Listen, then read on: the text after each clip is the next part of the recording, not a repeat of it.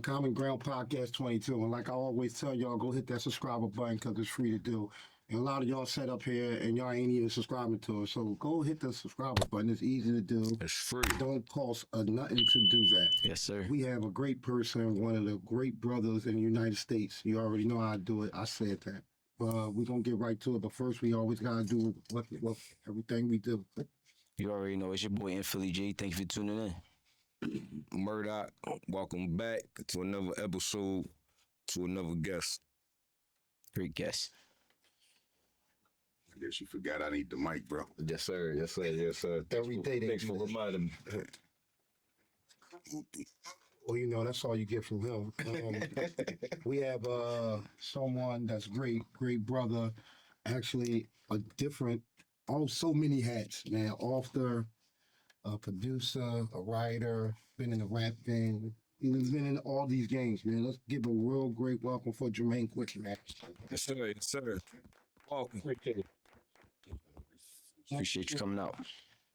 We appreciate you coming out. Definitely. We appreciate your pieces. First of all, I appreciate y'all taking the time out to give me an opportunity to be on your show. I've been watching your show for a minute. Thank you. You know what I'm saying? Appreciate that. Actually, I've been hitting y'all up behind the scenes for a minute. No, yeah. I'm glad we finally made it to make it happen. Yeah, like, because I see what y'all was doing, and I said, you know what? These guys are on point with it. They hitting up the right people for the interviews and stuff like that. So, you know, why not give them my history? Right. We appreciate you for that, for sure. Appreciate you coming. You know, we just try to give back here, you know, because a lot of podcasts that's out now, you know, they already give, most of their guests be people that's already famous. Not to say that we're not, but they already Hollywood famous. They've been there. So we just try to show love to the people here that's doing stuff, you know. Right, most So definitely. we appreciate you that really hit the button and really watch us. You know, that's all that. I mean, so, you know, before it was podcast, it was DVD. Right. That's what I did. And Okay. I was in every neighborhood, every street.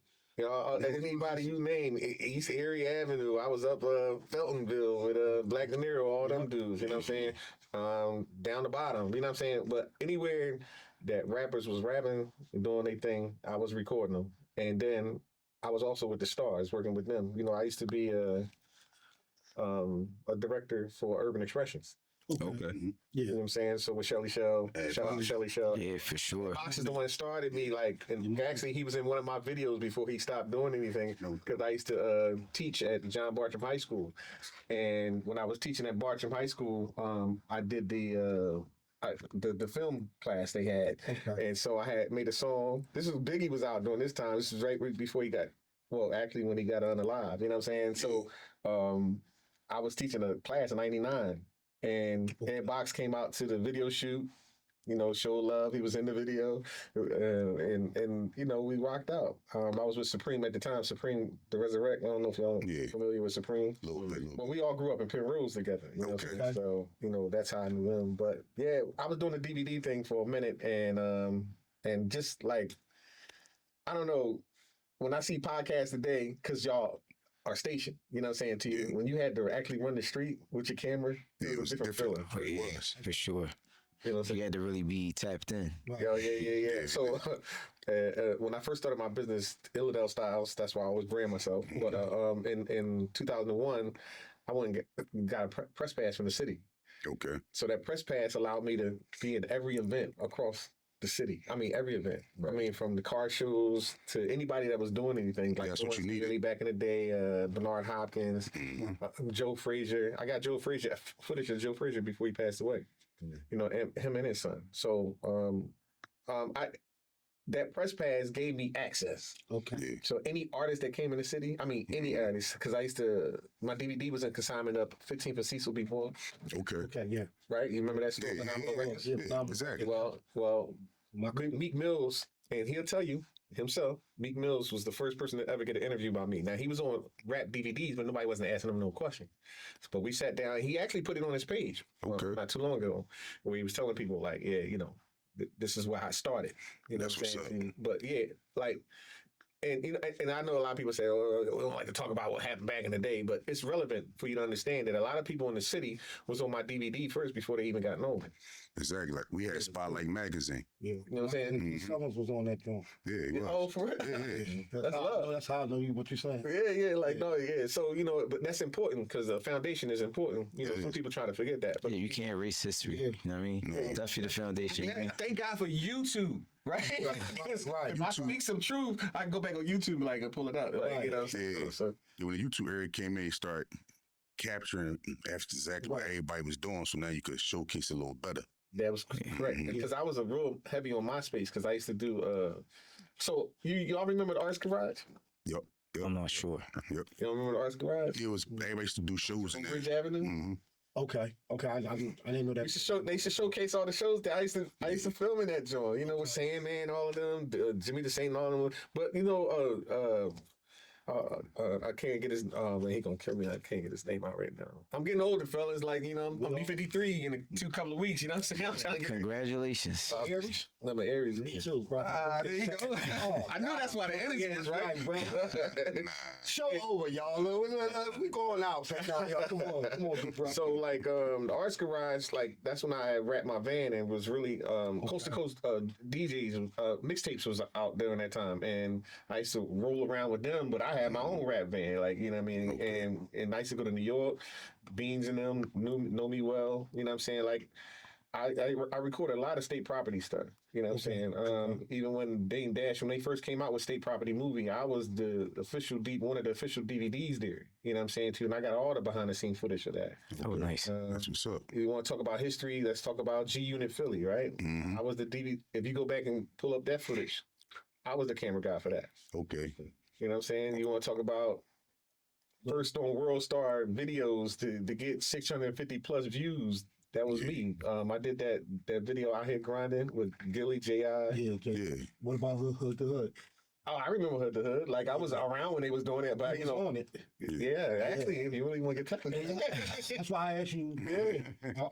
Are they still doing that still? I haven't talked to anybody from back in that era, like, because, you know, I've been moving, like, literally, like, doing these films and stuff like that. My life has been a little different, you know what I'm saying to you? I've been traveling, like, I've been in L.A. on my last film, Sugar, which won 43 global awards. We're not talking about, like, local stuff, but I won the Women's Empowerment Award in Toronto. I won the Critics' Choice Award in India. That's what's up. Congratulations. Yeah, been putting in that work for a long time. Yeah, so you know, I'm a movie guy now. So Yeah. you know, the hip hop scene, I put my music in my movies, right? So right now, you know, I said that Philly still isn't to the level it needs to be when it comes to movies. We are becoming a movie town, but I don't think we're initially there yet because ain't nowhere in the world that I've been on the news 4 or 5 times already with all my films because they're all conscious in nature. Yeah.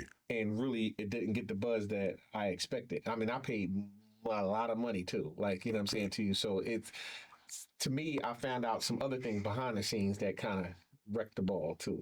So Okay. You want to speak we on can that? get into that. Yeah, we can get to that another time or a little later, whatever. But Well, let's take us back. Yeah, take us back. Man, what part of the city you from? all right, so I'm from Southwest. You know, I've been around Enes's and you know Philly's Most Wanted. I grew up right down the street from Philly's Most Wanted. Okay. We was on Conestoga Street. We all grew up down there. Stevie G. You know, I'm quite sure y'all know who that is in the game behind the scenes. Good brother. And so my book talks about it. I mean, if you really want to get technical, I come from humble beginnings. I was in group homes and foster homes. You know what I'm saying? I went through child abuse as a kid, you know what I'm saying? And so I wanted to put that in the memoir because a lot of guys today that's going up in these group homes and stuff like that, they don't really They won't have talk about that either. family, you know what I'm saying? And they don't, you know, they lost out here and they don't think they could become something. But I wanted to show in that book that no matter what your circumstance, that you can create something out of your own if you just believe in yourself. Yeah, You know what I'm saying? So like I started at a young age in hip hop, like breakdancing, popping and stuff like that. And that's how I was able to get out of my shell and start networking with people and stuff like that. And so like I had an opportunity to go to New York You know what I'm saying? And beatbox. That was my thing back in the day. When Reddy Roxy, I know him personally, but when Reddy Roxy was doing his thing, I was trying to learn. And, you know, we were talking about the Skinny Boys and all those people, like, you know, back in the, I know I just went back. A lot of y'all like, What was that? Was that your first love? I was on Lady B show. You know who Lady B is, right? Yeah. She had a show called the Street Beat Show. I had an opportunity to beatbox on her show, and I grew up, like I said, I grew up in Penrose during my foster home days, and I had the chance to meet Cash Money, Baby Cash.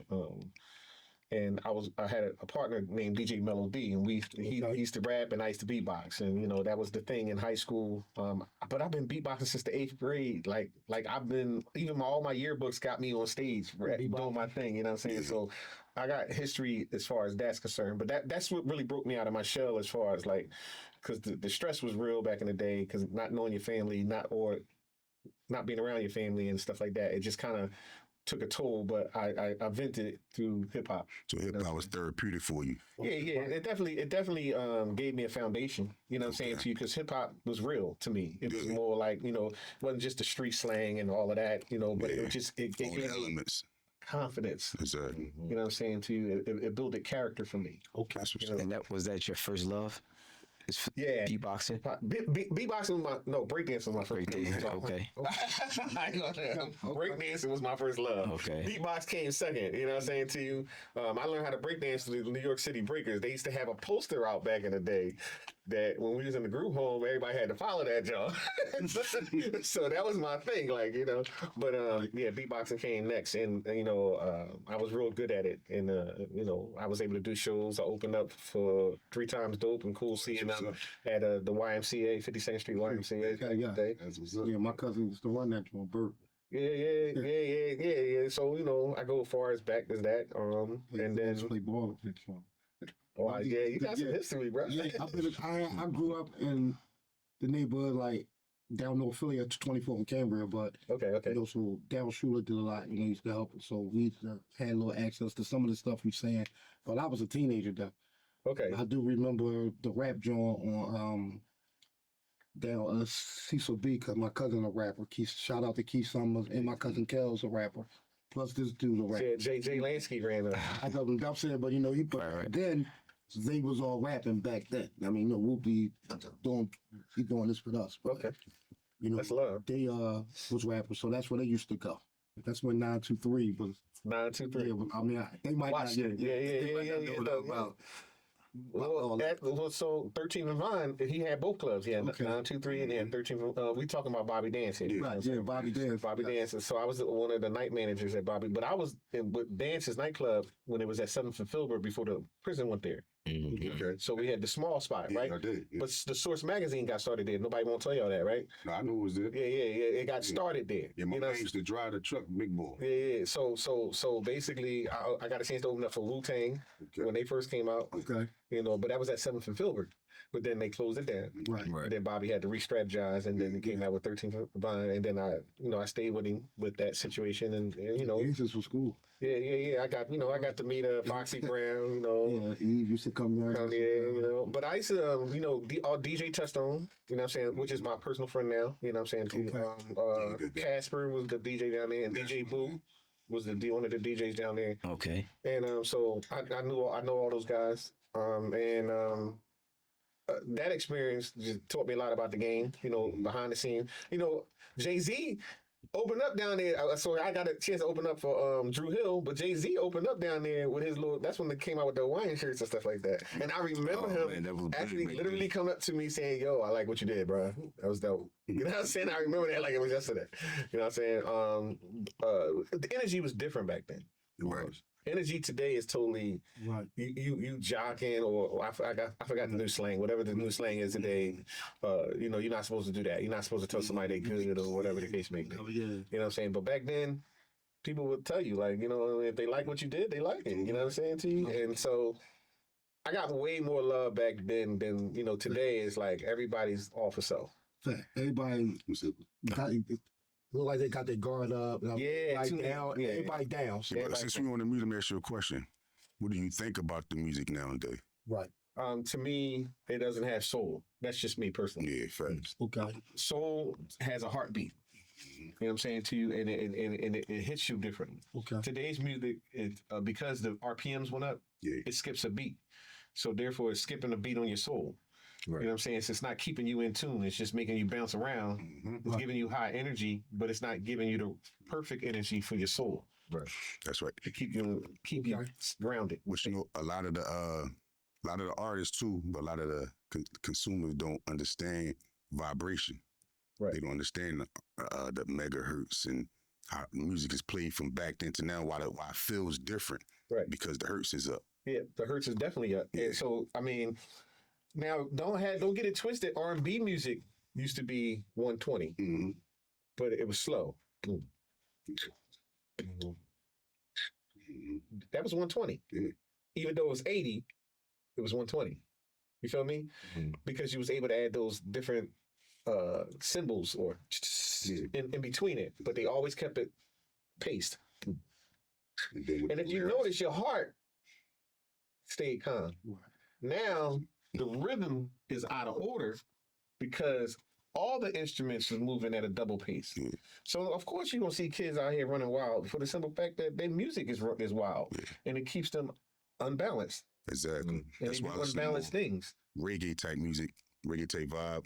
It's more sensual, heart, and it's more calming. Yeah, well, reggae music has still got soul, Yeah, even it though do. it's still like a syncopated rhythm off beat a little bit, but it's still in tune with the 80, Yeah, 90 frequency. rhythm, frequency, right? But today's trap music It's not. is unbalanced. It And so is. that's why, to me, the reason why the era is the way it is because they're unbalanced. And not just the music alone, but just the way that we vibing off each other.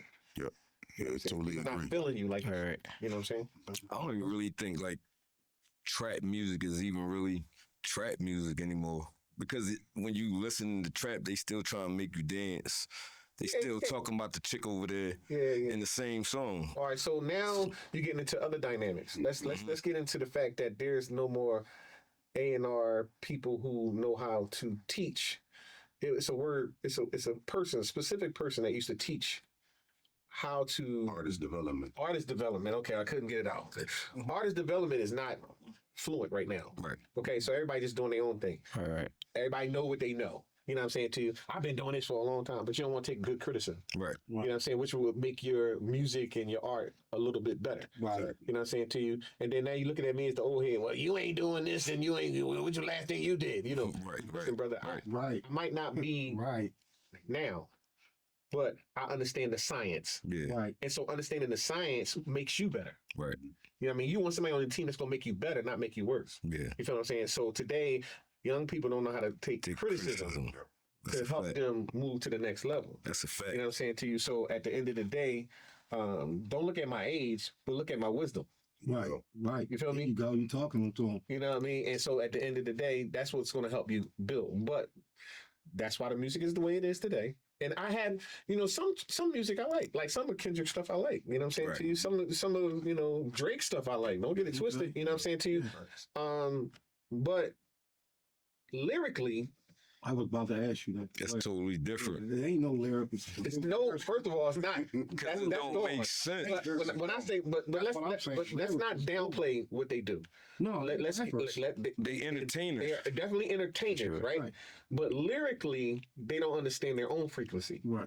So what they putting in the air is what they're getting back, Right. right? So every time they talk about death becomes them. Mm-hmm. Exactly. And then so therefore, when they're surrounding themselves with people that don't understand frequency, all they jumping around, yeah, I murdered, boom, boom, boom, boom.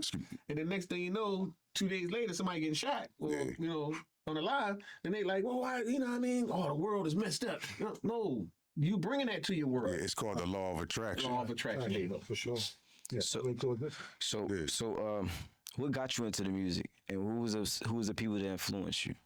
Oh well, first of all, music was a part of breakdancing, and I'm a Will Smith fan to heart. Yeah. I don't like parents just to understand, but I like because I thought Slick Rick children's story was way better than that. It is. Okay. I agree. Well, yeah. That's just me personally. Right. I love Will Smith. I know they all gonna be like, "Oh, y'all talking about Will the man?" You know what I mean? His new album might be popping. I don't know. I didn't listen to it. Yeah. So, Yeah. but Buzz understand, told us it was. parents just don't understand. Shout out Will before, Smith. too poppy for me compared to Children's Story, which had a little bit more grit to it. You know what I'm saying? To you? I can understand that one. Yeah. You know, so it was like, all right, because I was in that around that surroundings, that Exactly. life. You know what I'm saying? So I can understand that one. So, but I didn't have parents, so parents didn't understand. They didn't click to me. Mm-hmm. You know what I'm saying? If that makes any sense. I mean, I had parents, but I didn't have. I got it. Okay. We understood it. You know what I'm saying? But at the end of the day, so I would say Will Smith did that whole crew, DJ Jazz Jeff, Will Smith, you know, Ready Rock City, they influenced me a lot because that's why, you know, I told you I like the beatbox. That was my whole thing. I used to try to mock everything Ready Rock City did. You know what I'm saying? just to fit in the flow of it all, you know? So you just kind of like always been around like music, just hip hop, period. Yeah, if you really want to get technical, my brother used to bodyguard for Cool C and Steady B. Okay. You know what I'm saying to you? So if you go back and look at the CB video, he's actually the one sitting in the barber chair. You know, that's my brother. Yeah, Black. Named Black. So a lot of people know him well, I know Charlie Mack know him, and a lot of other people know him from up Old Brook because he used to be heavy in the game, Used to the be drug my game. cousin Charles. Huh? Me and my cousin Charles from North Philly, Charles Jackson. Charles, I'm as a young boy, I know that.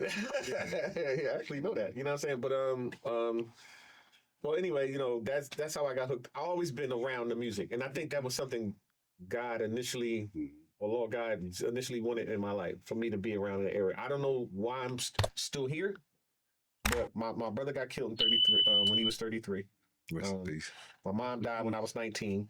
You know what I'm saying to you? I'm still vibing strong, heavy, like I'm still alive, and so I've always been around music, and I say that it's because of that influence. I think that I'm here for a specific cause. Fact. And I still don't know what it is yet, Right. but I keep putting the product out because that's what he keeps giving me the money to do. Exactly. Keep going though. Yeah, and I do everything from the muscle. Like I haven't had anybody give me a happy handout yet. So Fact. We know the feeling, but yeah, but we definitely know the feeling. right.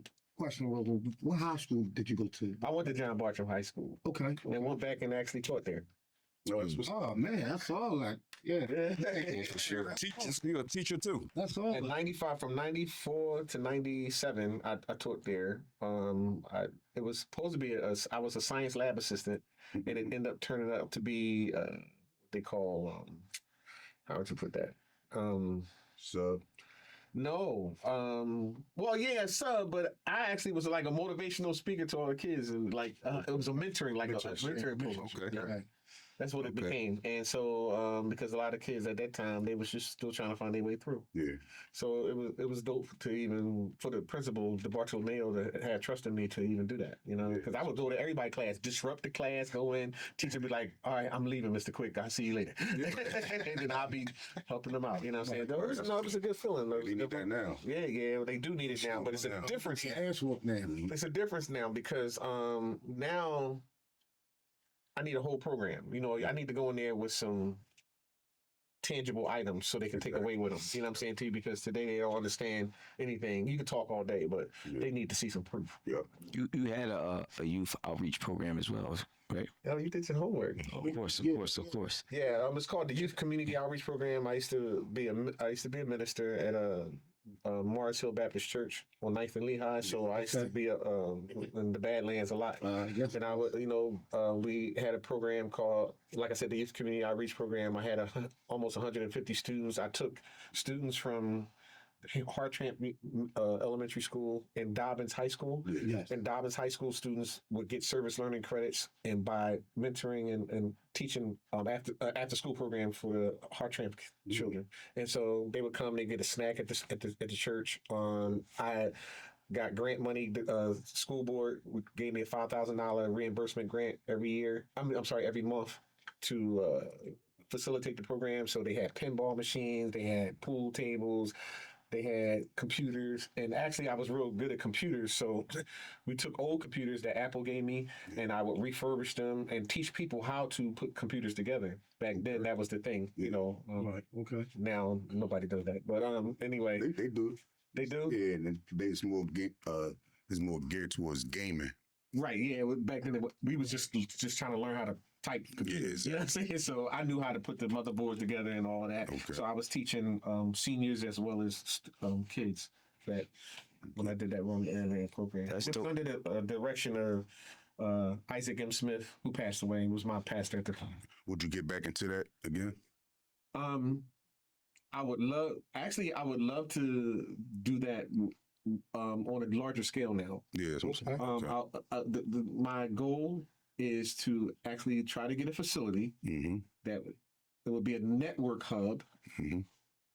for kids to learn fashion globally, to learn music globally, to learn everything globally. So they would have a network in another country and not just their own little town or little, because we kind of get spoiled to what we know. Right. But like even our clothes, like I remember I used to tour, and what I wore in Philly wasn't popping in Baltimore, or it wasn't popping in Atlanta. Exactly. And they were like, "What you got on?" Mhm. And then I'll see what they got on. I'm like, "What the hell y'all got on?" Right. You know what I'm saying? So, but if you had that hub to where they learn fashion from all over, then we'd all be spoiled to different fashions and different styles Yeah. and different knowledge, period. You know, so I think that's important. But that's my goal. I want to have a facility that will do that. You wanna talk about- What drives that? You Yeah. reaching back to the community and supplying with. My drive came from I grew up around the era of recreation centers.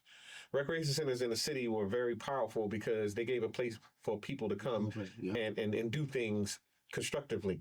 I mean, I learned most of my basketball skills because Bartram back in '90, we was 14-0. We lost to the Worley brothers, like, but and that was Frankfurt, you know. But basketball and all those sports, when you came to the rec center, you had something to do. I even learned ceramics. I learned how to put mold pots and do different things there, right? Okay. You know, but you don't do that now. They don't have none of that now, right? But recreation centers gave people a foundation back then that didn't have a place. You know what I'm saying to you? So that was very important. And I'm sorry, I think I went on too much on the tangent, but what was the basic question?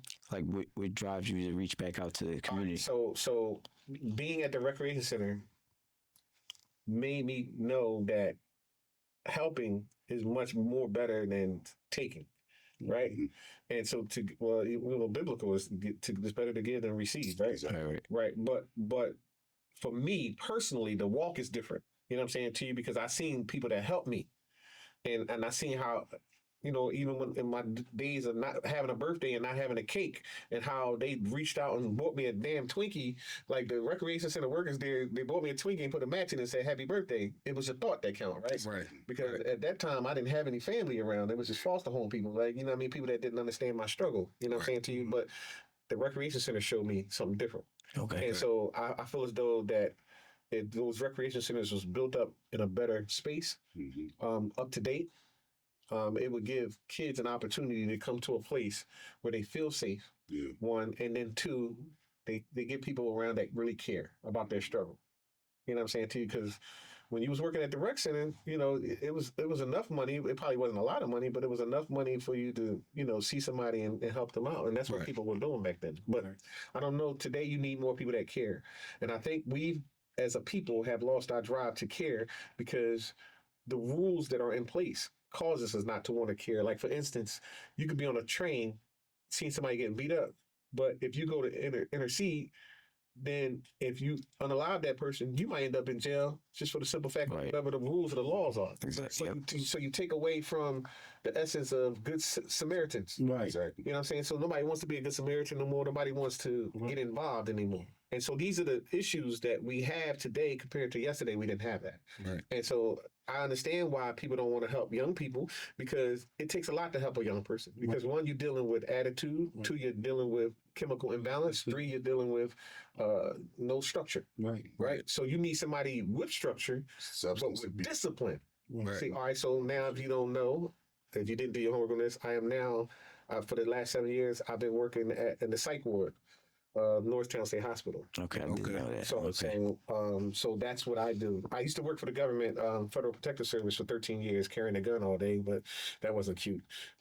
Just waiting for somebody to come unalive me. That wasn't my thing. So I prayed to Allah to give me a job that would actually I can help people. So this year alone, my job, the state has just given me an award because I house a program that I do every 2 weeks with the patients that are mentally ill. And what I do is I train them how to become more productive in society by giving them different lessons that they would need in order to survive, and also helping them with their patience, because mental illness is a depression, stress, and psychosis is real, and any one of us is one step away from having that. But when now we have children with this trauma because they seeing this all day and every day, but because it's being overshadowed by the gunplay, you not understand what these kids are coming through. And most people that come see me, they're 22 and over. Mm-hmm. You know what I'm saying to you? They're young, and they maybe unalive someone or had a bad chemical reaction with the drugs that's out there, and they might not have a family. And so now I'm dealing with all these issues, and now I had to learn how to narrow down how to talk to them to where I'm talking to them and not at them. And a lot of people that come through my program love it. Like, I mean, I can't help their case, if they got bad cases, but some of them, if they go home, I see them on the street. They be like, "Oh, Mr. Quick, I appreciate you, man. I needed that, and that warms my heart." So when it comes to helping, I've been helping all my life. Even though I love this rap game, even though I love doing the movies and all that, even my movies are conscious. Like, the only reason why I got on the news is because my last film talked about domestic violence. This whole comic book is based on domestic violence. She's a superhero, right? And she's a vigilante, and she helps battered and abused the women. And we don't have a black female that does that on the superhero level. Okay. You know what I'm saying too? So that's why I created that, and it should be in Comic-Con next year. That's what I'm working on right now. So, but my last movie, Heartless. Yes. Heartless is about mental illness. And I show you the face of mental illness. Each person has a character. They have a certain psychosis. And I show you that person, and I show you how they act, because I wanted to show people in real time what that psychosis looked like. Right. And so that movie won several awards, including the Los Angeles Motion Picture Award, and the Philadelphia Independent Film Festival Award. So the film before that was called American Bully. That was on the news. Joyce Evans from Fox 29 News. She did the whole interview on that. We did the premiere down at the Studio Movie Grill. That movie was about bullying, but I didn't do it just from the kids' perspective. I did it from every perspective. The job, how you get bullied on the job from supervisors, how you get bullied in the streets, and how you get bullied in the school. So it was a big topic because that's real. People don't talk about that. Right. Same to you. Okay. And before that, I had other movies that were more conscious in nature that got publicity and led me to different distribution deals. But my helping is not just, I love art and I love entertainment and I love the value that it brings. But I feel as though if you're going to do all of this, it has to have a purpose. All right. That's facts. So what's the purpose of doing it? Like, what's the purpose of rapping? I remember back in the day when we used to rap, we used to just say things like, I had this rap, and I still remember the day, right?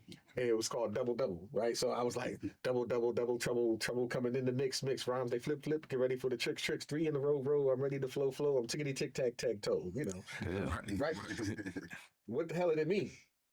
It was a good style, Right. and nobody wasn't doing it back then. Right. But I started thinking about it, like, no, I need to be saying something. Right. Right. Right. And so it made me more conscious on the music that I was bringing out. And I started putting more consciousness to it. And it just, but back then that was cool though. Right. So anyway, same thing I felt about doing the movies. A lot of people do gangster movies and that's their niche. And that's cool, right? I got you. But what's the message? Right. What's the end result? Right. You know what I'm saying to you? If you're going to keep giving me a gangster movie that has the same end result, then you haven't learned in your craft. You learned how to shoot a better movie, but you haven't learned how to elevate people. I agree. And I think that when it comes to films, when it comes to music, if your music isn't learning how to take people to another level, I think that's where you lose at. And now I know that the industry is ran by a machine. I understand it and I get it. But down today, like my brother said, it's up to us. We the machine. Right. You know what I'm saying? So now we can dictate what we want people to hear. And it's up to us. But people get scared because everybody's still chasing the bag. And to me, you can chase the bag all day, but you have no value. So what kind of legacy are you living? And I think if we spiritually look at what we're supposed to be leaving behind, it's a legacy for your children's children. Right. What do you want your children's children to remember about you? And you can't say right now that we can't leave a legacy because 20 years ago you can go on YouTube and find my work. Right. Right? So now my granddaughter is on YouTube. Dad, Grandpa, I see what you doing. And they watching it, right? And I'm 20 thinking years to myself, like, dang, I'm glad I didn't make no crazy stuff Right. back then. You know what I mean? Because now she sees that as value. You feel me? And she loves her. She loved me because of that. You know. Right. Now she see me today on TV and in the movies. Oh my God, that's my papa. You know, Right. Yeah. I'm like, it's a different thought. Now she gonna tell her kids the translation. So what do you want to leave behind for your peoples? Exactly. Right. You feel me? And so we don't have to blame the man no more about they took away our history because we are history. Mhm.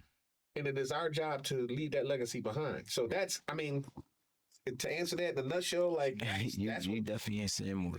So if we switch it up a little bit, I see you touch base a lot of like relationships. What motivates that? not having it, Okay. not having a foundation and someone I can go to and just get it out. You know what I'm saying? Music was what I had, you know what I'm saying, to you. But then I started learning that there's certain people out there that went through what you went through. And you just connect with people on different levels. Like I vibe off of people. Like I feel energy. Like I'm really in it. There's levels to this thing. You know what I'm saying? You know, you can go religious, you can go spiritual with you know, your chakra, whatever you want. I do it on all levels. But I feel people. And I know who you can vibe with and who you can't. You know what I'm saying, to you. And I don't get in the circles that I don't need to be in. That's a You fact. know what I mean? But I've been in circles. Like I said, I was around a lot of people that was doing a lot of wicked stuff. But then I learned how to step off. Like that wasn't me. yeah. That wasn't my I thing. know how you feel about You know what I'm saying to you? That you know, anybody can hold a gun. Like I told you, I've been holding guns since I became a marksman and shooting at the age of 14 in the group home. I was climbing mountains, doing all that crazy stuff because that's what they taught you, right? But do I want to shoot somebody? No, but if I had to, I gotta do what I gotta do. You gotta do what you gotta do. You know what I'm saying to you? But what you that's not gotta my do. thing, bro. Like that's not. I don't want to be around you because you're a tough guy. Right. Yeah, exactly. Thank you. Everybody's a tough guy. Right. You know what I mean? Until you get A check. tougher guy. until you get checked. Everybody's a tough guy until you get checked. You know what I'm saying to you? So Right. at the end of the day, like, no, I just want to bob around some people that just, you know what I mean? Right. And I remember when because I used to smoke a lot. You know what I mean? And I remember, man, being around people smoking, and that was some of my chill people, we would just be chilling. Like, and then you get around some knuckleheads that they don't want to just smoke and chill or be creative. Right. They want to do something Some destructive. And you stupid shit. Yeah. get my high up. Right. A little too far. I don't even want to get down there. I want to grow and learn some shit. You know what I'm saying? Do some- Right. And now you want to go rob somebody. Right. Exactly. So, You wanna like, do some bro, what's the stupid end shit. result of that? Like, you know what I mean? So, like, you know what I mean?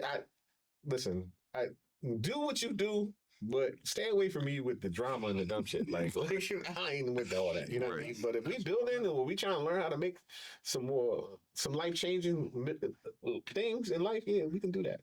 You know what I mean? And a bag is always included in anything you do, right? But at the end of the day, it's not about that. If your motivation is the bag, then you lost already. I know. That's one of them things people be like, what you talking about? No. What you talking? You know, but no, seriously, I've learned. I had money and I lost money, and money wasn't the value. Time is the value. Yeah, The that's time I spend with you, like this, for y'all taking this time to talk to me, No, you all. it's very valuable to me. You know what I'm saying to you? So I'm trying to give you all my life story and information as We much as appreciate possible that. because we don't know what tomorrow brings, right? Right. But this is valuable to me. You know what I'm saying to you? But money come and go. Like, you know, you can get $100 for an interview, right? And get nothing from the interview. Right. Yeah. Or you can get an interview with resources and value, and I done fed you for life. So Right. teach a person how to fish. I mean, you give a person a fish, you feed them for a day. Teach them how to fish, you feed them for life. Mm-hmm. I love it. I love it. You know what I'm saying? For sure. So that's where I'm at with it, and that's, you know, that's my life. Okay, it's kind of like the same question. So, what transitioned you from music to film? Like, was it like Right.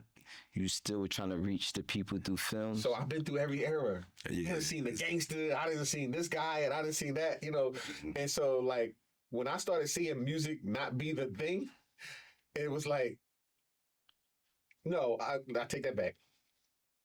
I'm ready to tell you something. I'm lying. Yeah, no, I won't say I was lying. I'm just going to take you on a different tangent. Okay. I saw Money and Power and Respect, Yeah. I get Jamal. Jamal Hill, Yeah, my God. right? And I said, Great movie. That's it. I can do that. Yeah, Levi, my boy.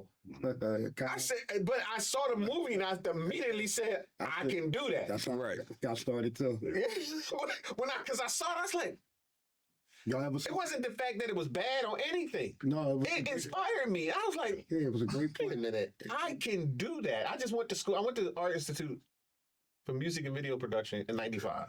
So that's how I got to meet Keith from Up the Block, Joey Zaza, because we all went to school together, right? So I've been filming for so long, but I never decided to do a movie until 2009. But when I saw Money, Power, and Respect, I was like, I mean, what you money. mean, Lord? What? Everything. That was the spark for me to say, Yeah. dude, you got music. Do it. Yep. So in 2009, I put the movie. It's on Tubi. I mean, it's on YouTube. It's called Rise Like Cream. That was my Okay. first film, 40 minutes long. I went to the community college in Philadelphia. I had a friend there, and I said, "Could I rent one of the rooms out?" So I'm like, I can't do the big room. I ain't there yet. You know what I mean? So I rented the 100-seat room out, filled to capacity. Didn't Right. even know I could do that with a 40-minute film. I started saying, God don't want me to rap, because at my rap concerts, I was getting 10 people. I ain't gonna fraud. I was getting Right. 10 people, you know what I mean? Maybe 15 come at the most. All my buddies, you know what I mean, friends or whatever. But the movie theater got packed. Mhm. I said, ooh, wait, This is So it. different. Yeah. I'm lit. And I had Right. Young Hot, Okay. Mem Wee, Okay. a lot of South Philly guys, but the Young Hot was one of the main attractions that we Okay. found. Yeah. You know what I'm saying? And because I used to do his videos, and my son used to run with. Shout out to my son, Young Ty. My son used to run with all Shout these out Young dudes, Ty. like No, son. and then and so by everybody said, "That's your pop." Ooh, I want to get on his stuff. That's your pop. You know, so that was the connection was always, you know what I mean, there. But so I did that. And then I said, I'm gonna do a second movie. So I knew Sandman because I used to film him on DVD. No, all right. And Sandman hooked me up with Bub from Philly Coalition.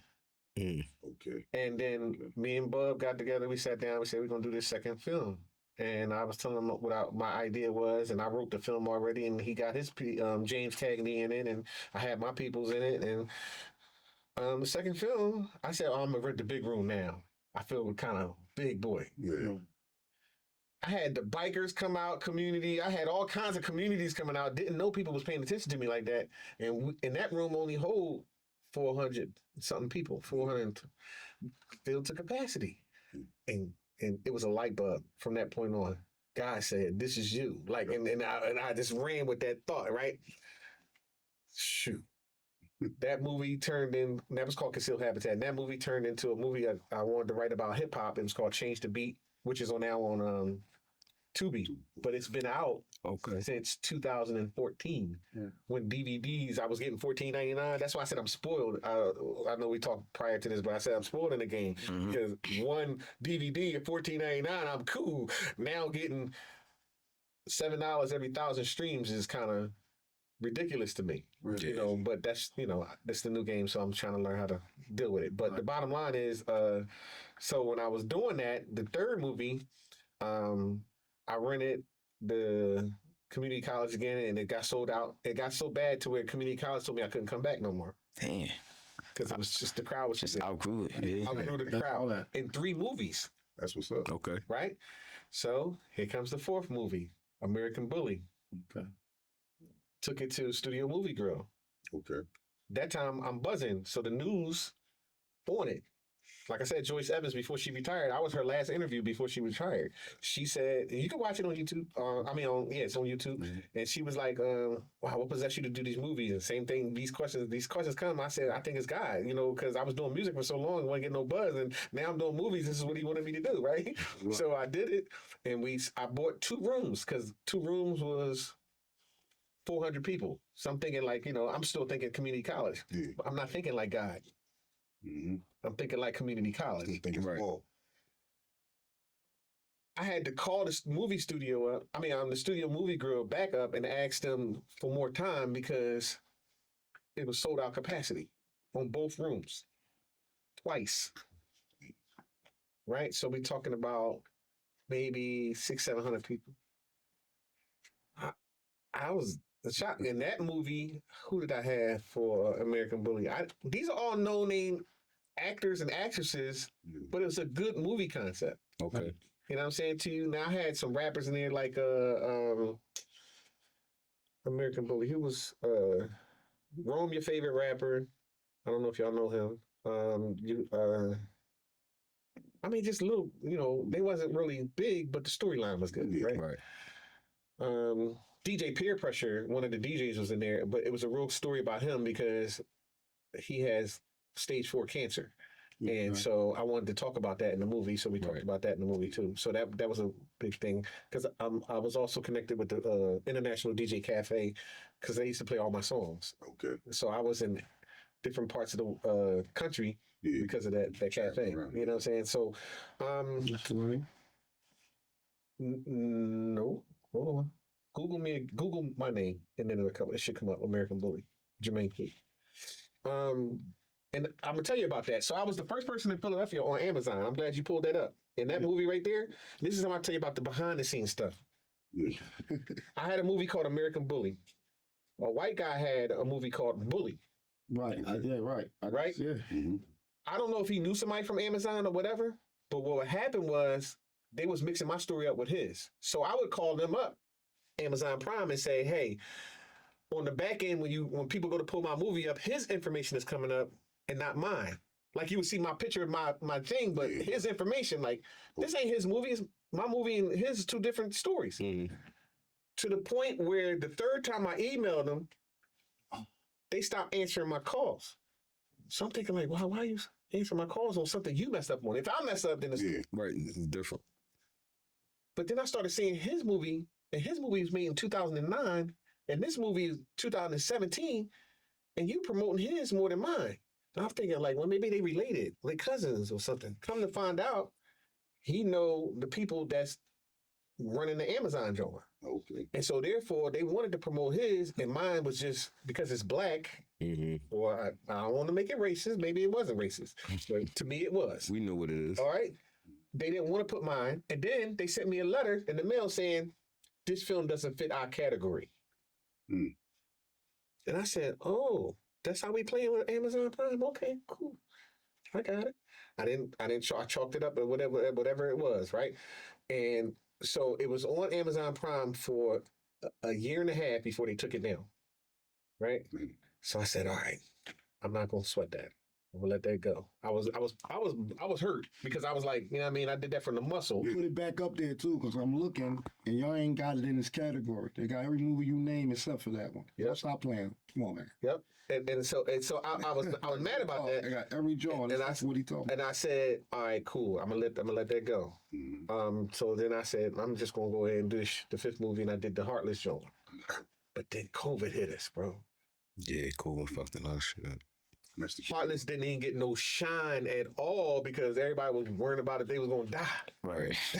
Right. So Heartless came out 2019. I did the premiere, and I couldn't get no shine at all. So now 2 years, because we in the COVID phase, everybody started getting online, making podcasts and everything. Here I am trying to find my way now because it's like, how am I going to capitalize off of this? So I started writing. And then I seen that a lot of people were having problems with relationships. And people that they were home with for a long time that they never was home with, now they beating them up and everything else. Yeah. So domestic violence was the first thing that I came up with. Damn. I came up with this story. Violence. But check this out, right? So it's real though, because I don't want you to think I just did it because of what happened. My mom went through domestic violence. Right. Okay, so I took this story, filmed it about that, and turned her into a superhero. Oh, you just hit me with that one. I did, right? Y'all three hold that up. You, Yeah, yeah, he just wait a open minute. up so the camera to see. We didn't ask for that one, but okay, we love you for that. Yeah. Yeah. So no, this is real though. But this is real life because we got kids that are going through the same thing, and we want to hide that. You can't hide that. You can't hide the trauma in that Right. because you got to understand that's what makes and break people. Right. You feel what I'm saying to you? I don't have nothing to hide about my life story. Right. You feel what I'm saying to you? Because I'm a man at the end of the day, Right. and I'm strong, and I'm doing a lot of work, bro. I'm putting You doing my work. great work. My work is showing for proof for itself. So it's not what you went through; it's what you make it out of it. Exactly. You feel what I'm saying to you? That don't define me or what I went through. You know what I'm saying? Or what my mom went through. It just shaped me and made me a better person. But it also made me understand people. We hide a lot of things and it becomes in our subconscious, but we don't know that consciously we're still bringing it out and we don't know how to control it and deal with it. And that's why you have a lot of violence in the world because we don't know how to deal with that. You know what I'm saying? You got to deal with your subconscious. You got to understand that foundation alone is what's really guiding you and pushing you. You know what I'm saying to you? But when you can control it and make it a part of you and have an understanding that, hey, that didn't define you. You know what I'm saying to you? You can move forward. You know what I'm saying to you? You can move forward and you can be the best person you can possibly be in this world. And I think I'm doing great things just because God showed me the way. And I understand who I am and where I'm going. Yeah, trauma live in the subconscious. It dictates a lot of stuff for people. It does. Movement, It does. actions, and all that. These kids right now are in the most traumatic stage because of COVID, not dealing with the fact that they might have lost some family members that they loved, especially Nana. I got a new film that I'm working on right now that's going to be, it's going to take Philly by storm. Not just Philly, it's going to take the world by storm because everybody talks about it. It's called Nana. And the reason why I can tell you right now is because I'm already in the casting stage. Nana is going to take the world by storm. There's not one person I haven't talked to across the world that didn't love their Nana. Right. What was the difference between yesterday's Nana and today's Nana? The traditional values, what Nana stood for, When they're younger too. right? Okay, and so therefore, I wanted to. This movie is a story about a traditional grandmother trying to teach values to a new age grandmother. But the irony is, the new age mother has her son is up for a murder that he didn't commit, and then the daughter is being abused by a drug dealer. So I wanted to show the two dynamics and how yesterday's grandmother is going to deal with it. And so this movie's going to be great. I know it's going to do numbers. I promise you. All my movies did numbers. Like I'm telling you, this last film I did, I sold out the whole studio movie grill. We didn't get to that. I was going to tell you that. Yeah. The whole movie studio movie grill. We took the whole drawing. So I understand That's that crazy. I'm here for films. I understand that. Mm-hmm. I just don't like where the industry is going financially. Like it cost me a lot of money to do this film. And I'm low budget. Anything 250 and below is low budget, right? So I'm definitely low budget. But bottom line is I did it from the muscle, but it was worth it back then because I could make the money back. Yeah. Today is not worth it. So I have to find new ways, and just to give you, I hate to get my jewels up so fast, but I know, whatever. So I'm learning that marketing is the key, but product placement in your movies Yes, it is is. the only way you're going to make your money back. Yep. The only way. And I had to learn that because Hollywood people were calling me and saying, well, how are you getting your films out there? And I started thinking like, well, how's everybody else getting their films out there? And so when I started watching Kanye West taking all his money and investing in his commercial that was shot on his phone, it dawned on me. Product placement is everything. Yes, it is. And if I can get products in my next film Mm-hmm. to subsidize whatever I put out, There you go. I'm cool with that. Right. Yep. You know what I'm saying to you? Then I might keep going. But if I can't, then because the hardest thing is now because of this DEI thing, a lot of companies don't want to deal with Black people. So I would hope to get Black companies to want to invest in this product that I'm trying to put out. Because the bottom line is if you talk, everybody talking about this Black thing, quote unquote, stick together. Right. I'm giving you a product that's really going to hit home. You should want to have your product in that movie. Yeah. You feel me? Yep. And so at the end of the day, I'm soliciting, but we'll see how it works. I got the website set up. I did everything I was supposed to do on my end, and I'm just pushing it out there. So whatever bites, bites. But the bottom line is that's the only way today I can see any independent filmmaker making any bread is by product placement. Well, let's clap it up for that great knowledge. Go ahead, now, we're gonna get into this game. Y'all, anything else real quick before we jump into the game? All right, so now we're going to have some fun, man. With like, One more. I got go one ahead. more for you. I asked you that.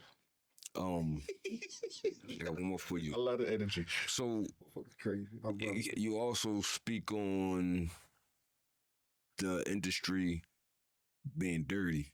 Behind the scenes. Let's talk a little bit. Like when did you start realizing that? I was doing a hip hop show in Baltimore, and at the time I was on a label, and there was some top labels that were there, and I was a little lower, and I was already guaranteed a slot, and when it was time for me to perform, because my act, I had dancers, and it was me rapping, and at the time when I was doing it, they was like, well, we don't, a top label, I don't want to put no names out there. A top label came in, Right. it came in and said, well, we don't, we not going to perform if they perform, because it's going to make our artists look bad. Okay. And I'm like, you so and so, I ain't nobody, right? Yeah. How come I can't perform my song? Like, that don't even make no sense. Yeah.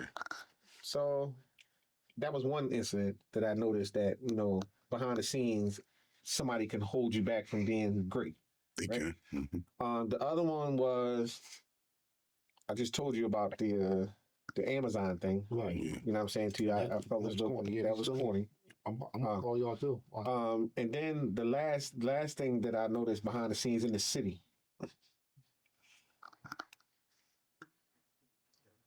Putting people on blast is not what I like to do, but in order for us to be great, we had to stand up for what we believe in. Right. And so I used to work with Mothers in Charge.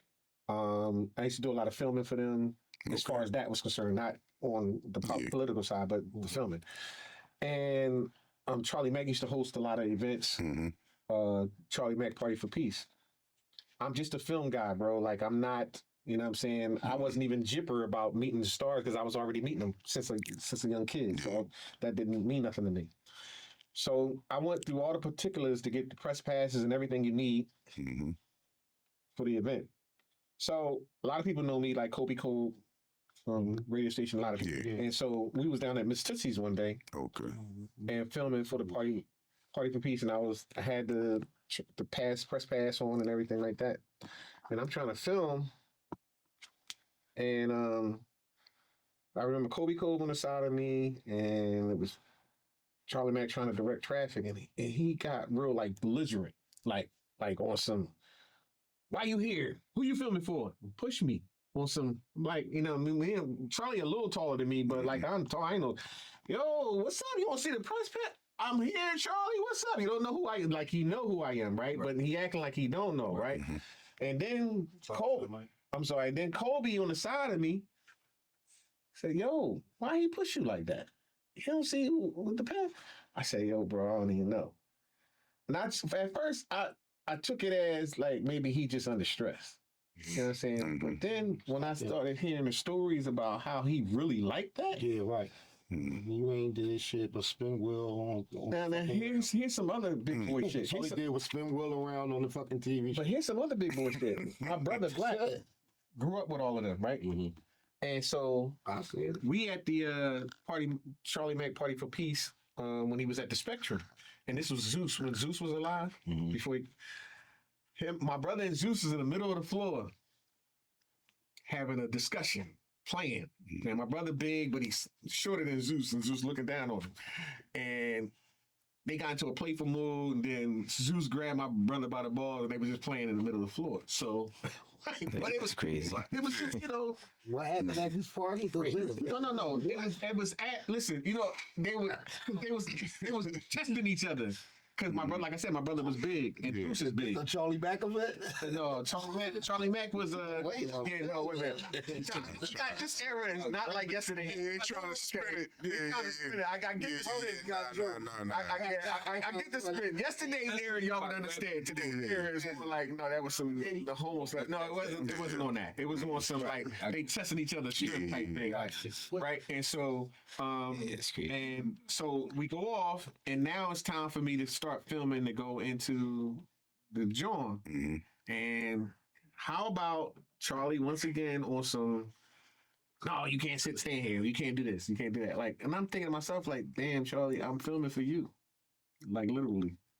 What's going on? You know what I'm saying to you? But sometimes you got to back up from things because you see the biggest gatekeepers are the ones that hold this industry back. And I feel as though that, Yeah, the ones that stand behind the gate, too. yeah. So I feel as though that I think sometimes we don't see our strength and we don't see our weaknesses. Right.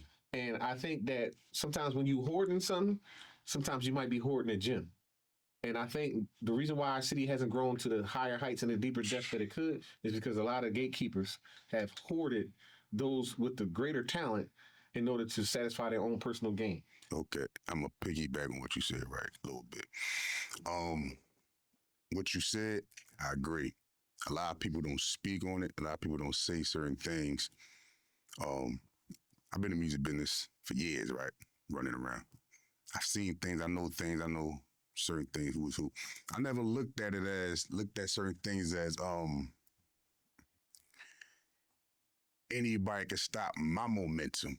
Right. You feel me? Just by the way I move. Right. Even with the music thing, I know what you're saying. People like, oh, there was different shows. The shows we had, majority of shows we had, people like, yo, we doing this show. I'm like, you got a show coming up, you got raps there. I'm like, yo, we on there. They be like, oh, well, I got it. We on there. We be there. I used to muscle my way into people's shows. Then we had Club Flow. So it was locked anyway. So promoters used to come like, yo, we got this star, we got this star. I'm like, yeah, we performing. They be like, but we performing. You in my house. So you gotta move a little different. You feel what I'm saying? So even with like my music, I locked in my circle. I had meetings with Rough Riders, with Suge Knight. I had meetings with Puff. I had meetings with different people. I didn't go through anybody else in Philly because you don't have to. You feel what I'm saying? This is why I stress to people. When people like, oh, somebody holding you back, nigga, you holding your motherfucking self back. Because you feel as though for individual over one city to just hold you, nigga, you fucking shot the fuck out, my nigga. I mean, I'm all over. You feel what I'm saying? We hop on play, we go this place, we go that place. And I'm only talking to niggas that can help elevate my situation. You know what I'm saying? Can't nobody stop your shit, bro. No, they can't. You know what I'm saying? But there are Can't certain nobody things. stop I just your shit, wanted to stress that there are certain things that certain people that can get you through certain doors that you would like to get. Man, you open that motherfucker yourself, bro. You can. And if that door don't open, then you just don't fuck with that situation. We over here All with right, so let me give you an prime. Get that off your chest, man. Let me give you a prime example. You remember remember Major Figures? Yeah. So everybody remember Major Figures. Oh yeah, I'm from Hamburger Street, 22nd Lehigh, Remember 2700. the show at the Spectrum? Yes. Yep. And do you remember JC shutting that whole situation down? He shut them down. He ain't shut the situation down. He just stopped them from rapping. Stop them from rapping, right? But that was their come out time. For sure. If But they see- would have performed at the Spectrum, They would have went big. they would have went big. Bigger. Yeah. But see, that's only because somebody else hold the bill. Now, if you want to promote your shit, then that means you need to go book the venue and run that shit yourself, so all that money run back to you. But they It can't wasn't at nobody that shut your level shit. at that time. Yeah. They- So I get what you're saying. Wait. Nah, I ain't nothing. No. I get what you're saying. I get what you're saying. I think what you're saying about their situation. Yeah. No, but that situation is the about type that of situation situation. I'm talking about. It's like Because you on somebody else's bill. right, but So then you just say, but fuck you had that bill and do your own bill. But you have no. But at that time, the energy. I'm talking about. They had money behind them. Yeah, but the energy was right at that time. If they would have came out that time, we would not be having this discussion about who or how great Major Figures was because they were that. That's almost like at the level where Meek decided to walk away from Charlie Mack and he got with Rick Ross. Yeah, If I Meek know. never made that decision, he would have still been stuck. You feel what I'm saying to you? Yeah, But now I see he's what on you're a saying. greater level. I because, see what you're saying. but yeah. But see, but the energy, Meek would have been on Empire. he probably would. Yeah, You know, I'm trying to tell you. oh yeah, now if you're talking about like that, yeah, maybe so. Yeah, right. Right. He would have never took that, yeah, because I know Hakeem. So I played ball with I played on I filmed him. when he was a young boy. Mhm. With because Charlie, y'all, Yeah, actually, one of them- DJ Mackey was his DJ. DJ Mackey. Yeah, dude. I know a lot of people, Yeah, bro. right. Yeah. Everybody know me. I know a lot of people. DJ Mackey. You know what I'm saying? Yeah, great guy. He want to actually put bring up one of my songs, Heavyweight. Like he want to introduce it to the International DJ Cafe. So shout out to DJ Mackey. For that. Definitely. There God. was a question you asked, but I can't We remember. listen. When we get into what's But as far as hopefully I answered your question. Yeah, my bad. I spent it a little. I got another one right before we get to this game. We about to get to this game. Whoever he hung with, and y'all ain't played Whoopty, we on. No, them niggas don't owe me shit. Listen, let them know Shit. what's like what you think is the biggest hurdle, and give them like advice of if they want to get into the film industry. The biggest hurdle with anything, I film, books, anything, is the consistency to do it. Okay. Nothing can stop you from doing anything you want to do. Nothing. So I'm agreeable. But I know some people that can throw a monkey wrench in your Oh kid. yeah. They tried to. Right. Right, you know what I'm saying? But nothing can stop me. Nothing stopped me from writing the book. Nothing stopped me from promoting the book and marketing the book. Now, maybe I can't get into the store because I don't own that venue. Exactly. You know what I'm saying to you or something like that. But nothing can stop me from creating. And the problem Exactly. with people, they talk too much. They don't create, they talk. I'm gonna do this. And then you don't never see it. There you go. I was looking forward to a movie that Lux was supposed to be doing, and he had never got a chance to get it off the street and get it up and running. But the bottom line is, sometimes you can't depend on other people. Right. You gotta do stuff from the muscle for yourself. Yes, you do. All right. You know what I'm saying to you? Yep. And all my movies that I put out, they might not have been well-known actors or anything like that. But like I said, I had C Knowledge from Diggable Planets, and I got him with a bottle of Henny. But the cash you did did their job. Did their job and put them on. And I think I put on more people in the city in my films that's on TV right now than Will Smith did. Want to get technical? Tell them.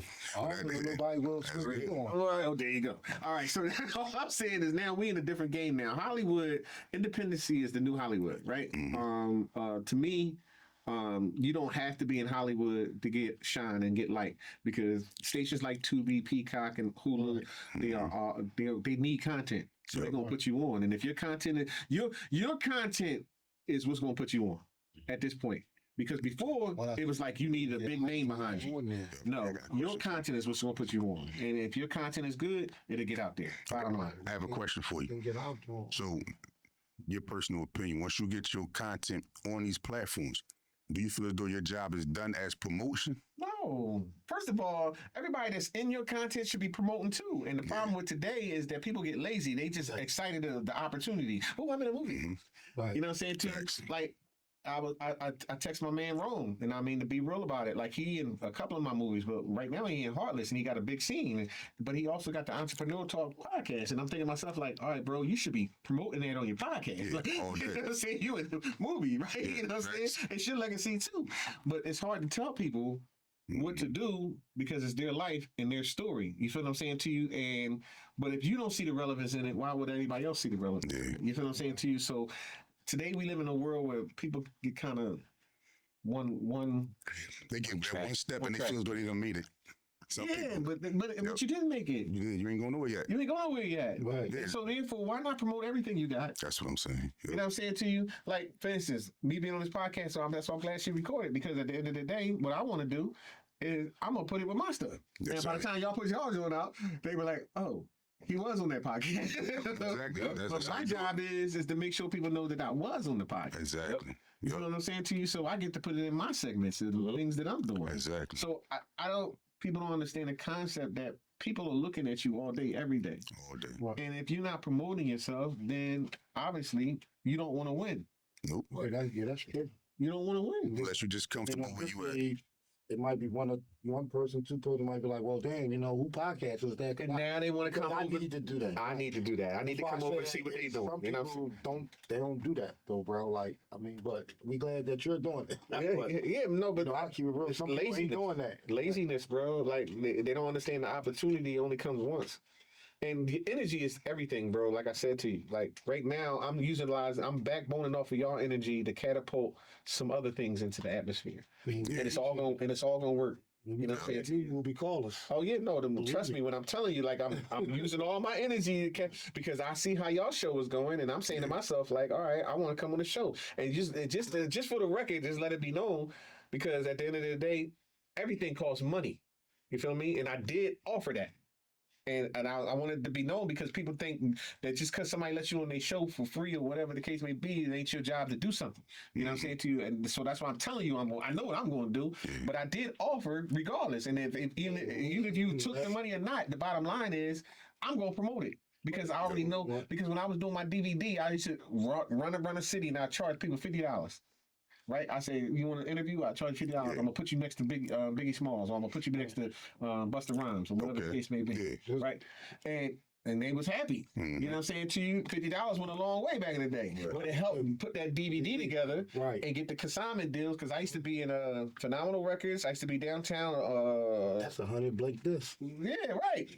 Yeah, I know. You know what I'm saying? Yeah, it's 100 blank discs. And I actually I still got my tower. I got a 15 deck tower. I gave my cousin that. I had one too. And I had 2 burners. Still burning, bro. I was burning, bro. That game. Shout out to Joe the Balls, not to tell your business. Yes. Listen, man. Yo, that was the hustle. And you made money like that. And you made money. I made $200-300 every day. Real talk. Just selling movies. Just selling your DVD on the street, man. 3 for 10, or I give you 7 for 20. I was basically giving it away because it only cost me $1 to do it. Once you got in the game, I mean, you can tell the game now. Ain't nobody gonna buy a DVD. Right, I mean, so it don't matter. But that's what when you knew somebody, like he said, it was who you knew in that. All right. And when you got it all the way down, it might only cost you. Was your DVDs clear? Or you had them little fuzzy Oh, joints? bro, that's why you get the joint. I think you sold me one of them fuzzy joints one time. You were one on, and that's why you like, how you get my picture in this shit? You know, I was grooving too. Right. How you get the joint so it'll cross it over, and it'll take out all the blanks, it'll take out all them little shake points and all that, right? And then you just watch the joint before you sell it to people. You gotta watch the first one. And then if the first one cool, all of them came out like that. It's on. Like he's telling the truth on that. But you can't do that now with your movies or with your music or none of that. It is like streams and points, and I don't even know how it goes. Yeah, it's a new game. You just gotta learn. I mean, you gotta stay up with the times. I mean, when I was filming for 100.3 The Beat in Power 99 with Kobe and all of them, right? And the one thing I learned about the game is that you have to be consistent. And I was relevant in every era. Like right now, this is not new for me, right? So this is just another era for me, right? And now I'm happy to be in this era. But being consistent straight through is a hard thing, right? Because some people give up, right? Yep. So Illadelph Styles has been out in existence since 2001, right? So that's a brand to me. That's a household brand. Yeah, I remember. Right? And so at the end of the day, I have to keep constantly coming up with new styles, new flavors. I even got a clothing line. Like, and people buy my clothes, right? They might not buy it from Philly, but I get a lot of sales from Atlanta. I get sales from Houston, and they buy my clothes. I got women's line that leggings. Women buy all my leggings, right? But I put the Illadelph Style symbol on it, right? Yep. But I'm not a clothing brand, but Illadelph Styles is a brand. So now anytime you see that name, whether it's in movies, whether it's on a piece of clothing or on a book or whatever the case may be, I want it to stick in your brain. Why? Because at the end of the day, a brand is all you have. You are the brand. Exactly. Right? And so at the end of the day, I can put out many products, but I got to stay consistent in doing that. So yes, you guys got the podcast right now. Yeah. But where can this podcast take you? Right. And that long-term vision is what's going to create the legacy. Yes, indeed. And so, therefore, I had to understand that for myself. The DVD magazine, when I used to put the Illadelph Style DVD on the back of my jacket and walk around all day and everybody seeing it, it's like, all right, what's next? Movies. Bam. Music. Bam. What's the company? Illadelph Styles. So I came up, like, biggest thing, when you watch the movie, when it comes on, the logo comes up. Big eye right in the middle. Illadelph Styles, right? And I want you to picture that every time because I don't want you to forget that because you never know what movie may take off. Exactly. As long as you remember the brand, the consistency is there. And I just think that a lot of people lose because they're not consistent on trying to elevate themselves. They get one thing, they run with it, or they just stay with it. And then they think it's going to last forever. And it doesn't. Right. It fades away. Yep. You know what I mean? So my consistency in trying to find my way is finding what am I good at. I'm good at graphics, so I always have some work. You know what I'm saying to you? I do all the graphics for everything that I do, from the movies on down. I know about Adobe After Effects, everything, right? So, and I learn from the big boys. Like, I'll watch what they're doing and emulate it. That's why I came out with the comic book. And when you go watch Sugar, you'll see every transition is a comic book transition, just like Marvel Comic does. Yeah. Okay. And I did that on purpose because I'm trying to get their attention Yeah. That's it. so they can put her in their comic book series. Right. That's my marketing genius for me. For me, that's what I'm trying to do, right? But it might not work for everybody. You know what I'm saying to you? But I see the vision of it, and I know it can work. And so, therefore, if they accept it, then it'd be cool. But like I said, it'll be in Comic-Con this year, so we'll see how it works. But the bottom line is the consistency of doing everything, finding my niche in everything that I do, and that is what's going to make. That's what I believe that's going to make me more relevant in the future to come, because I'm far from done. You know what I'm saying to you? This is just another pit stop for me. I wanted to show everybody I got a book. Hey, you know, the book Driven is about, it's a memoir about the beginning stages of my life. You know what I'm saying to you? Pick that up, y'all. And it's on Amazon Prime. Yeah, make sure y'all check it out. And part 2 comes out this summer. Okay. And right now I'm in the middle of filming my new film, Nana, and that's going to be a powerful Y'all film. might see me on there. And so at the end of the day, I promise you, To assist us. I'm going to keep giving you greatness. I like to give plugs to people in my city because I'm not a hater. Shout out to Black De Niro. Got a for film sure. premiere that's coming up April 12th. Make sure y'all go buy the tickets and be there. Shout out to Buzz, it's too, called- because Buzz is in it. He in it. Oh, you in it? Yeah. That's what's up. So shout out. Hang around The with movie's people. called, the movie's called Access. Mhm. You know what I'm saying? So you make sure you go plug. I like to get plugs because even though that people don't give me plugs, I recognize that we all in this game. We all trying to do something Yes. Right. extraordinary. You know what I mean? And I remember Black De Niro when I was recording him on DVD on Felton Street. So listen, I have no hate towards anybody that's doing something great. So shout out to him. Shout out to Black De Niro, man, And, doing his thing. and his new film. You know what I'm saying to you? And hopefully you come to my film premiere this year. Oh, yeah. Right, because I've already been to 2 of yours. Right, pop out. Right, Let right. it pop out, y'all. Right. So no, just all love. And at the end of the day, man, it's just all about unification because our city is so cliquish. We don't understand the concept that we can grow much more together than we can apart. Facts. Yeah, that's true. Yep. Some of these cats you don't want to unify with, though. Hey, man, right. Well, that's Yeah.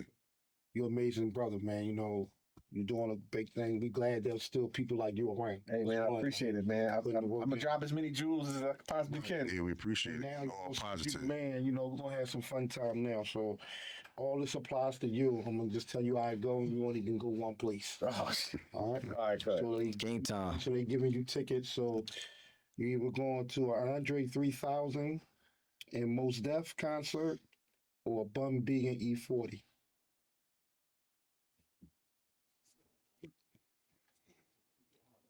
Wow.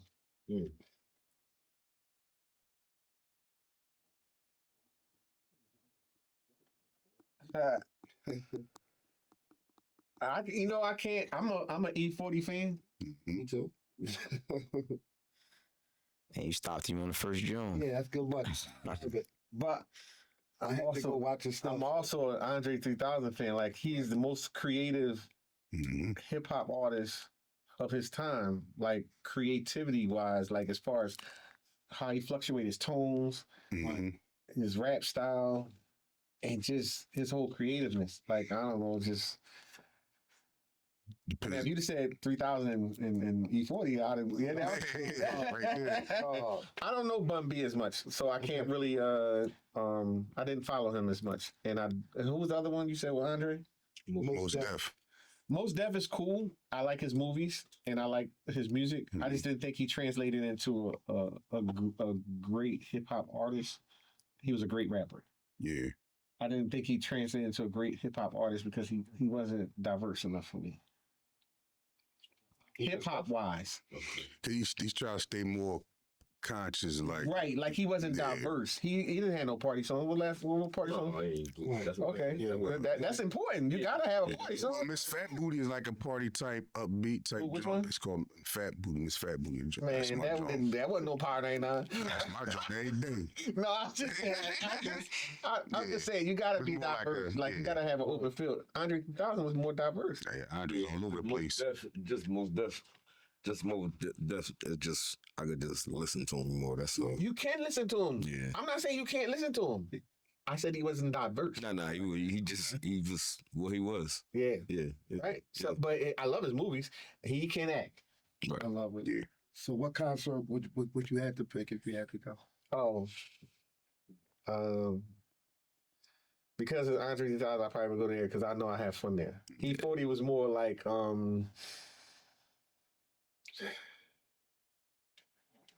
I don't know. You gotta be ready to go to an I love E40 concert. G, what you think? Most Def Andre. Yeah. Definitely most definitely Andre. Give it to Wolf, please. Andre most deaf. Bud, I'm so sorry. Andre 3000 and Most Def or Bun B and E40? Andre 3000 and left. Sugar Mama, you too. You get a vote. Andre. All right. All right. Yeah, I didn't know it now. I didn't say, hey, yeah, you know what I mean? But I love E40 though. All right, so you're going to a award ceremony. So your date gonna either be Jennifer Lopez or Janet Jackson. Janet Jackson. Okay. What you think, Jake? Janet for sure. I'll give you that. Janet Jackson. Miss Jackson. Buddy, We're going J-Lo. Mom, Janet. Yes, indeed. I'm glad you're here. Who's the best Wayne brother? Yeah, I just like to get you started on every show.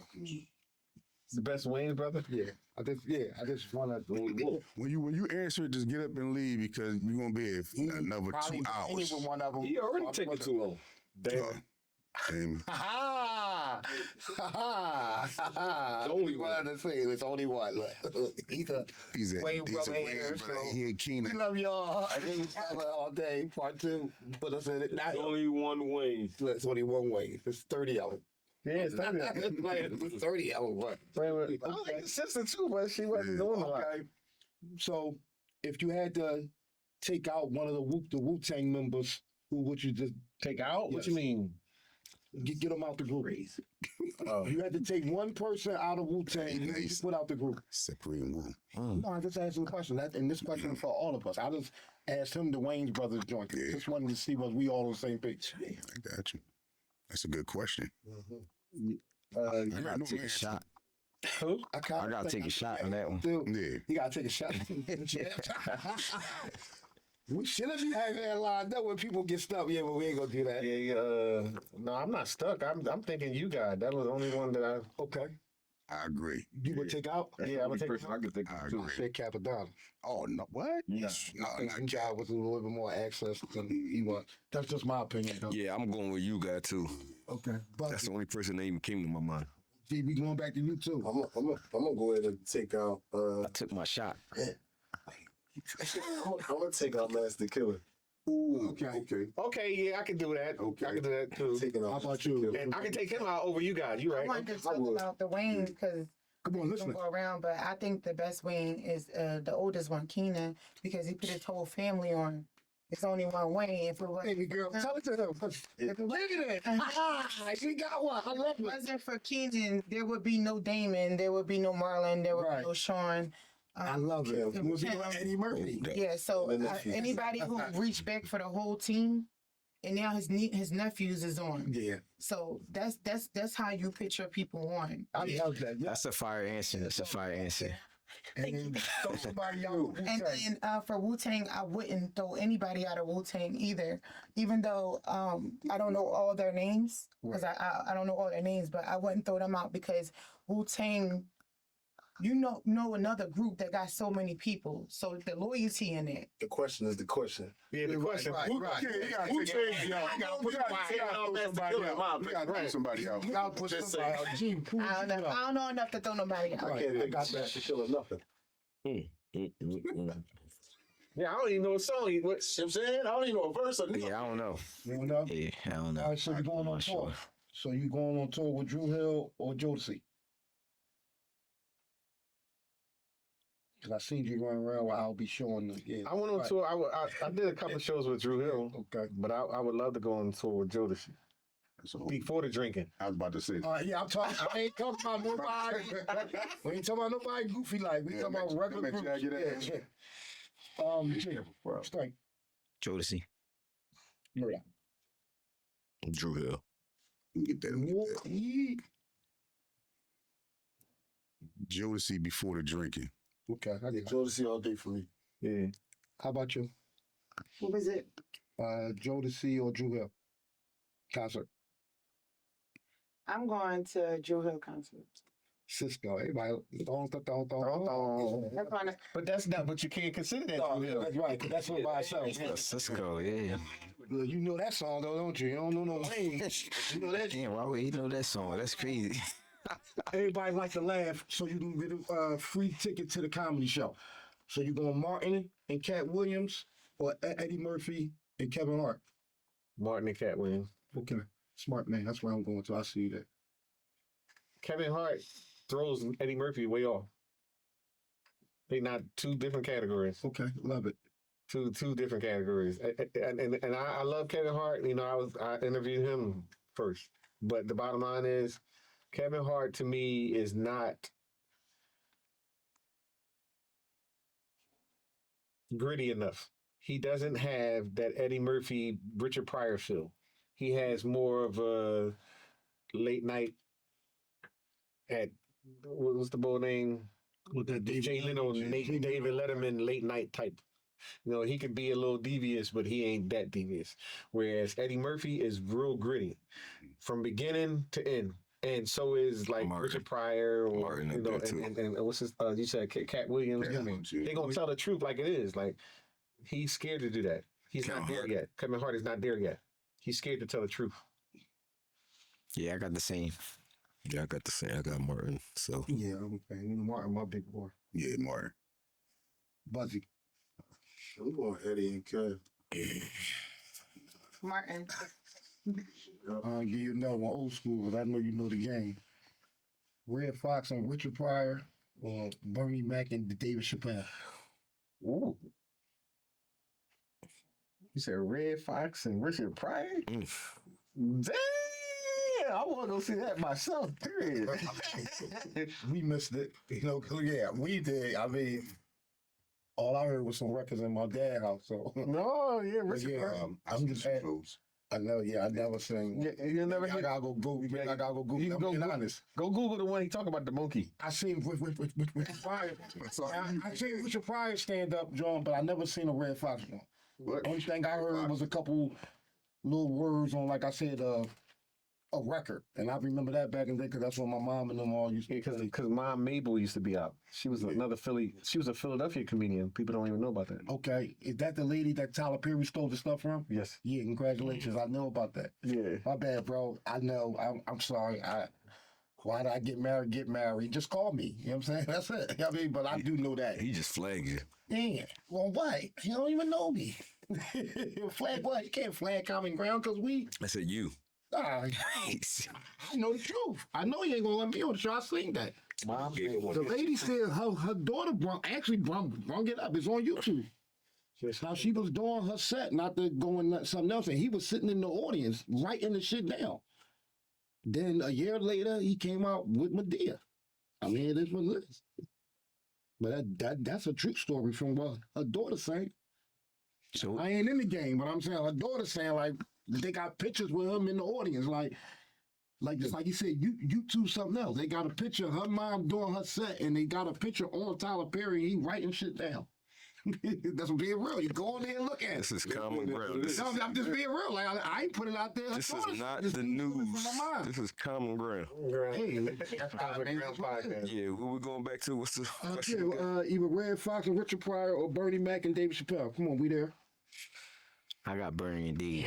Bernie and Dave. Yeah. Yeah, I like them too, but I'm gonna go other two with ghosts, bro. yeah, I'm You gonna can't go wrong with either or. I'm gonna go with the Ghost because I didn't see too much on them because you know what I mean, because of the difference in the age and all that. So Right. I'm gonna go with them too. Who you call the goats? Question. Yeah. Right. Okay. No, I just wanted to make sure. Yeah. All right, yeah, I agree. They all ghosts in my eyes. Yeah, for sure. Yep. Yeah. Yeah. Yeah, they all do tomorrow. Mm-hmm. This question is blasphemy too. This fucking question. I'm listening to you. I hate this question. You disrespecting my people. Yeah, this is a hard question. Like only I can't make first it of all, man. we all know you can't go wrong with even shit. yeah, you, Right. Yeah. Even show you good, right? But we gotta go to one. I'm going to see Mac and D. that's what I'm saying. I just feel like I seen more content just because that's what I was. So now I'm familiar. I'm up on all the brothers. Yeah, I know, Right, that's one. but I ain't get seen to the see song, all of I their heard stuff. Some of this, I read one of them ones, but it's Yeah, like, see. where I'm gonna go? If I, for me, I'm going to see them too, personally. That's just my energy of comedy. They both great. And why about you here too? Because we always go through this. So we talk about lyrically. Big or Jay? Yeah, I'm glad he paused. So let's just, like I be saying, let's get this dude on the show, man. I'm sick of shit. So Big wrote his own shit. So Jay- already say what I be saying. And Jay stole a lot of stuff. Everybody. Oh, here we go. This shit too, Whoopty. You just ain't So saying it yet. I don't know if you want to consider Jay now. No, them. Me and you are good. We about to leave the joint and we Aries. You We better get do along. your research on There you you go. before. You better do your research on big lyrics. There you go. Also, Oh, Jay saying big listen. lyrics now. do your research on some of the lyrics Big got and see where some of them come from. If that's the subject that we're gonna bring up, Big was writing his own lyrics. I'm just saying. Everybody bring that up about Jay. No, it's- Right, Pay Big attention to some of the Big's lyrics. Okay, and see where some of his lyrics came from. So let's go here. I agree with you that everybody stole something from somebody. No. No, wait. Mhm. Hear me out. There are more instances where Jay took verses. That's only because. Wait, Wait. Go ahead. I'm talking about complete verses compared to Biggie specifically taking like, a few quotes. You know what I'm saying to you? So to me, Biggie wrote his own stuff and he used people quotes to emphasize what he was trying to write. Whereas Jay took somebody's whole joint and claimed it as his and was like, oh yeah, this is Jay. Like, no, you don't do no stuff like that. Where they do that at? Yeah. Rockefeller. Right. Right. No, but we Say said no. we talking Biggie Oh, and Jay. that's what I ain't talking about nobody else. You said where they do that at. And I said everywhere. Well, he told you from Marcy ain't nothing nice.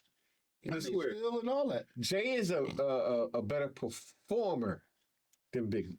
Of course, he had more time. Now let me ask you this. Sure too. Now let me ask you Of this. course, he got more time to do it. Taking bars, piecing them together, you looked at it as stealing, or at some point is it paying homage? You only pay homage when you quote something like, just say if I wanted to quote 7 MCs, put them in a line. I need something that's going to complement that. You paying homage. You're showing homage. But if I just take his whole rap and say and claim it as mine, Right. that's not homage. Exactly. That's all I'm saying. Yeah. Too, right. That's biting. But I need something to complement it. Like, if I'm Exactly. going to do it, then that's paying homage. Right. What song that Jay-Z took somebody's verse and then gave homage to? Or complimented it? No, he took their verse and then he fired them. He did. Quit saying it. I ain't getting in this debate, man. With a whole I got Jay for sure though. Jay came in and heard my verse, said on his song, and told me not to sing that joint no more. Oskino said the same thing. I'm just saying these people that's around him that's saying that. Listen, Yeah, that's crazy. man. You said lyricist, right? Yeah, it ain't no more lyricists. Like I said, I'm a Tupac fan. We talking about lyrics, Tupac. I just feel like just Big don't got enough work for us to even make that a conversation. That's just how I feel. That's just how I feel. Like we trying to compare somebody that got 15 albums to somebody that got 3. Like I don't even think we can really.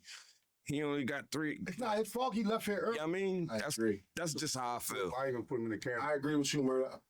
That's what I'm just saying. Like, It's ain't no contest. because right, like imagine it's big. Like we can't picture Big having 10 albums. He was better than Pop. Pop got 37 albums. Yeah, Pac got a lot of albums, so you can really I think that's a better comparison. Yeah, than they Big. were base though. They both was passed around the same time, so their life now. Yeah. I think the fact that Biggie still is in the conversation with Pac, why he got 77,000 albums, is great. You know what I mean? That's saying something about Big. Right, that's what I'm saying. Right, yeah. He got 2 albums, he got 38. Yeah, I still like He never got a chance to blossom. Right. He never got a chance to blossom. Right. So when you really get to see his potential, That's why I go Jay-Z. I ain't taking nothing away from Big. He want to hear long. Gotta go to Jay-Z. Grow in his art. I watch Jake grow in his art and give us different, man. I can't unsee that. Right. Facts. Before we get out of here, just ask you, good brother. Give me Nigga gave us 444. What are we talking? right? I'm your best boxer for that album. before we close it out.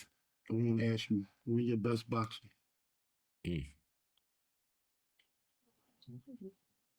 Joe Frazier. The best boxer ever. For me, Yeah. Yeah, we talking about Frazier. you. I'm saying, yeah. That's your favorite boxer, or that's the best boxer? Oh, that's my favorite boxer. So I guess it would be my best boxer. yeah, right. Jake. Which is my favorite. I'm gonna go with Tyson. I'm gonna go with Tyson.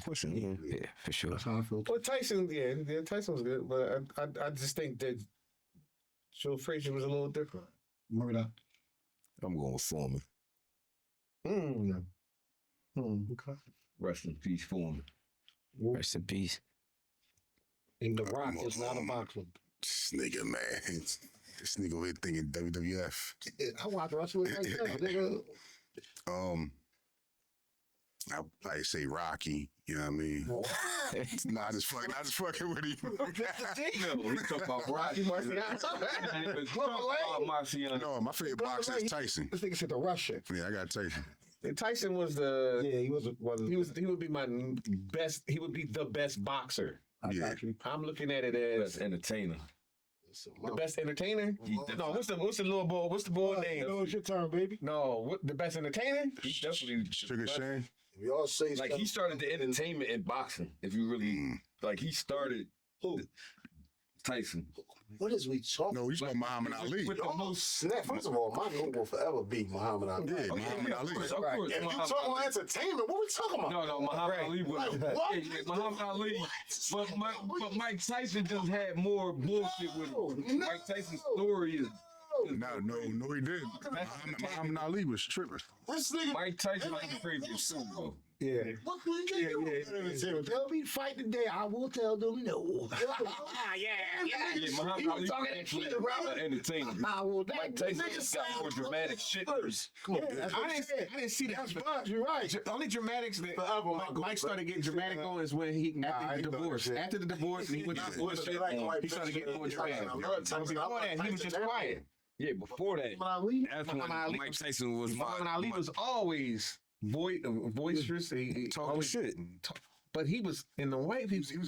I'm sorry. Yeah, political shit. No, you hard. He was in the white people face, letting them know, like, Yeah, no, this is what I believe in, and this is what it's gonna be. Facts. Bro, Muhammad Ali was pop culture. That's wild. Yeah, it's wild.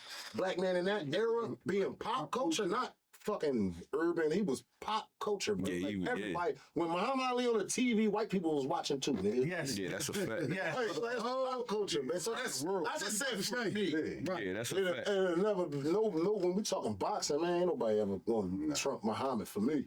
Y'all know. Other than that, it's Floyd. Fuck what y'all talking about. No, I ain't. Never mind. Fuck what y'all talking about. I'm about to leave now. This nigga ain't never fight nobody. Hey, man. We're not even going there either. Listen, We're not even going there. That's another Yeah, conversation. he fought all. Floyd ain't fight nobody. Well, say what you like. Like, I mean, I'm saying that. I said seen that. a lot of people Talking beat about, up. he's been off fighting Mr. He T beat on the professionals. wrestling. All of them professional. All of them. It was pros. Some of them some of them was champions. A lot of these niggas got a lot of, Lord. you know, accolades on it. I don't give a fuck what era it was. He kicked niggas' ass, man. It's like nobody. Y'all couldn't decipher. Couldn't nobody decipher that puzzle, and that's what I respect. My grandpa. Willie. Like, You like none of his fights. who he fighting? Tell me. He just said he didn't fight nobody. Shane, my bad. I'm sorry. He had some good fights. He had some good fights. He fought everybody when they was heads. You talking about entertaining, nigga? Shit. He didn't fight I everybody. ain't They putting fought like entertainment. I ain't Muhammad putting Ali, Floyd entertainment like over Mike Tyson Tyson. era at all. He didn't fight a nigga like Never that. that. He started fighting niggas. I'm 30. He's Trump with Tyson in 47. the entertainment space is Muhammad. Now he- no on with the Tyson shit. Tyson, that era of Tyson, ain't gonna never come again. Yeah, So I just feel like never. That was so that's legit. I'm with that. Yeah. But I can't put him over Mo, what Mo did. But like Right, yep. the Tyson, yeah, I'm with that too. I ain't saying Floyd is entertainment wise, but when we talking about good boxing, man. Yeah, he got to be up there. I ain't talking Floyd, y'all tripping. I'm tripping. I'm still thinking about Muhammad Ali. I understand everybody's He done Keith Thurman perspective on it though. And that's a conversation. I still think about Muhammad Ali will be able to Then this get nigga away better from than Muhammad Ali. that Mike Tyson in the early 80s. That's why I don't mess with him either. He said he was better Muhammad than Ali will be able to get away from that. No, I think Tyson would have fucked Muhammad up. I think he would have fucked him up personally. But that's like me saying, could LeBron James cook Michael Jordan? No. Yes. Never. I think he would. Now, what Mike cook LeBron too? It's a different era of athlete. Mike couldn't stay with AI. So you think he gonna stick with Kyrie? Yeah, Like, what is he talking about? You're going to bust LeBron. I'm just saying the different eras. That's why I feel like Mike would have been able to get up on Muhammad because he was a different era class of athlete. Muhammad ain't never, nobody never seen a nigga like that when Mike came out. Yeah, exactly. He would have beat anybody. I don't give a fuck who you put out. He would have kicked anybody ass. Mike Tyson, his first couple years, ain't nobody beating that boy. Yeah. When he had the white boy with He was him, ruthless. Yeah. bro, it was nobody.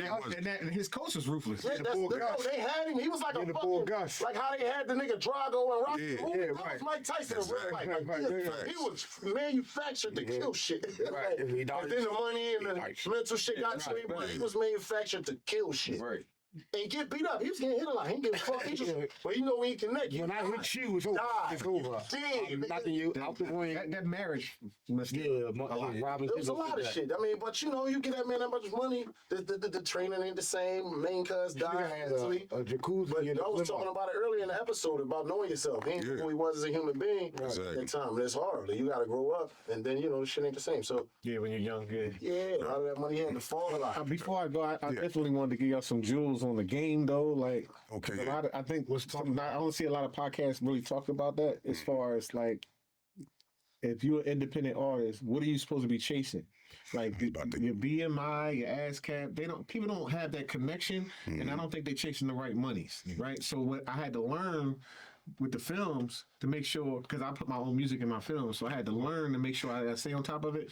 This is why people don't understand what they call conspiracy when Angie Stone talks about how the industry took her money and stuff like that, and she should have been a millionaire or whatever, because she don't know what rights to who you're supposed to be attacking when it comes to that, right? So I just wanted to lay on the map, so because a lot of people don't talk about it. Yes. When you sign up with your publishing with ASCAP, can I do that? All right. So when we sign up with your publishing with ASCAP, the royalties they're collecting is performance royalties. Okay. Then there's Music Report and MLC, which is the mechanical licensing Right. corporation, right? So they collect mechanicals. When you sign up with CD Baby and TuneCore and all of those, people don't pay attention, but they'll ask you a specific question like, did you have a publishing company? And some of y'all didn't make a publishing company with your ASCAP and BMI. You might have just said, I just wanted writer's credit. So then what they'll say is, if you say no, they got their own little publishing company. And what happens is, if you don't pay attention to the politics of it all, when you look at your pay, they're paying you for performance, but they're not paying you for your publishing. As an independent, you should own your own publishing. That's why you make up a publishing, right? And so when you sign up with ASCAP, you also sign up with ASCAP Publishing, right? So now you have your ASCAP. So now when you put a song on TikTok, YouTube, wherever you put the song, they tracking it, right? But you still have to, because companies are doing this now. They'll say, you have to sign with us. Like TikTok got this exclusive deal. You have to sign with Sound On to get any of your songs on TikTok. Well, other than that, they won't play your songs on TikTok, right? Okay. So now what they're saying is they'll ask you the specific question, do you have a publishing company? If you say no, they put it under their publishing company, and now you're not getting paid for it. But here's the other thing they don't ask you. Do you have writer's credit? Are you with a performance company? They don't ask you that, right? But you're supposed to be able to say, yes, I'm with ASCAP, and then they supposed to notify ASCAP that they have your song and playing it, and they supposed to register it with ASCAP. They won't do that. So now on the back end, they get to take the little pennies that we already getting on the music because you don't have your paperwork signed up properly. So anytime you do a song, whether you with ASCAP or BMI, make sure you put it with them first. Secondly, then you put it on those platforms, TuneCore, SoundOn, whatever. DistroKid, whatever. And then go to Music Report and MLC and notify them that the song is out. Yes, it's working, Bob. However, you're independent. And if you keep putting all your stuff in everybody else's hands to do it, you're not going to collect all the royalties that belong to you. And this is what happened with people like Angie Stone or whatever. They get signed with a company and they trust that company to do everything for them. And this is where the laziness comes in because you're taking people's word for something that you might not know about. So that's why I wanted to give you these jewels on this podcast because a lot of podcasts don't talk about it. Everybody talking about they doing songs. Yeah, I appreciate they that. rapping, right? But how are you getting your bread, right? Even though you're not getting a lot of bread, those pennies are still yours. Okay, and these companies are getting rich because they don't see that they see that you don't care about your pennies. Yeah, and what you're saying is 100% true because I spoke to a lot of artists, especially in Philly, doing music, doing shows, and they come to me telling me, yo, you got publishing? No, oh, what's that? Or they ask me, yo, I'm putting a song out. How would I get paid? But they got management. They with this person, that And person. none of this them know what they doing. Yeah, I'm like, how the fuck that's your manager? And I'm not going to keep giving you free shit. I don't even know you like that. Right. You know what I'm saying? None of them know what they're doing. Yeah, I'm not really The manager over here getting 20, 15%, and they don't know what they're doing. Yeah, so. I just gave you some free jewels. Chase down your bread on all levels, mechanical and performance, so that you can make sure you're getting all your bread.